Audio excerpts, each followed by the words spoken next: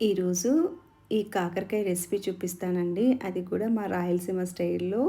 అసలు ఇది చేదు కూడా ఉండదనమాట. ఇలా చేస్తే పిల్లలు కూడా వద్దనకుండా తింటారు. దట్టు ఫేవరెట్ అయిపోతుంది ఇలా చేస్తే.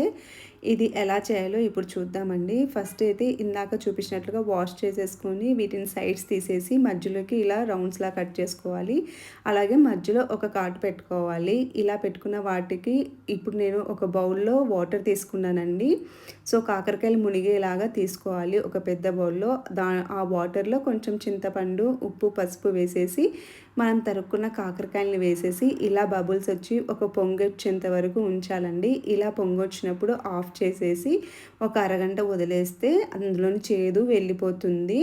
సో, ఇప్పుడు అందులో మసాలా కోసం నేను 3 టేబుల్ స్పూన్ల కొబ్బెర తీసుకున్నాను. వెల్లుల్లి, ఎండుమిర్చి, కొంచెం అంటే కొంచెం బెల్లము, పసుపు, ఉప్పు వేసేసుకొని ఇలా ఫైన్ పౌడర్ లాగా చేసేసుకోవాలి.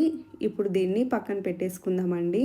ఇప్పుడు ఒక అరగంట అయిన తర్వాత అందులో కొంచెం వాటర్ ఇంకా కాలుతూ ఉంటే మీరు వాటర్ మార్చుకొని స్క్వీజ్ చేసేసుకోవచ్చు. సో, ఇప్పుడు నేను చూపిస్తున్నట్టుగా కాకరకాయలోని నీళ్ళన్నిటిని ఇలా పిండేసుకొని పక్కన పెట్టుకోవాలి. అలాగే ఆయిల్‌ని హీట్ చేసుకున్న వాటిలో మనం ఇప్పుడు పక్కకు పెట్టుకునే ఈ కాకరకాయలని వేసుకొని ఫ్రై చేసుకోవాలి అంతే. ఇలా కొంచెం మీడియం ఫ్లేమ్‌లో పెట్టుకొని కాకరకాయలు కలర్ మారే వరకు మనము ఫ్రై చేసుకుంటే మన కాకరకాయలనేవి రెడీ అయిపోతాయండి. సో, ఇప్పుడు వేసిన కాకరకాయలని కలర్ చేంజ్ అయ్యే వరకు వేయించుకోవాలి మీడియం ఫ్లేమ్‌లో. చూస్తున్నారు కదా చక్కగా బ్రౌన్ కలర్‌లోకి ఎలా వచ్చాయో. ఇలా మంచిగా మీడియం ఫ్లేమ్‌లో వేయించుకుంటే కాకరకాయలనేవి వేగిపోతాయండి. సో, అన్నీ ఇలా పక్కన పెట్టుకున్న తర్వాత మనం మిక్సీ పట్టుకున్న మిశ్రమాన్ని కూడా ఒకసారి ప్లేట్‌లో వేసేసుకొని అంతా చేత్తో మంచిగా కలుపుకోవాలి కలిసేలాగా.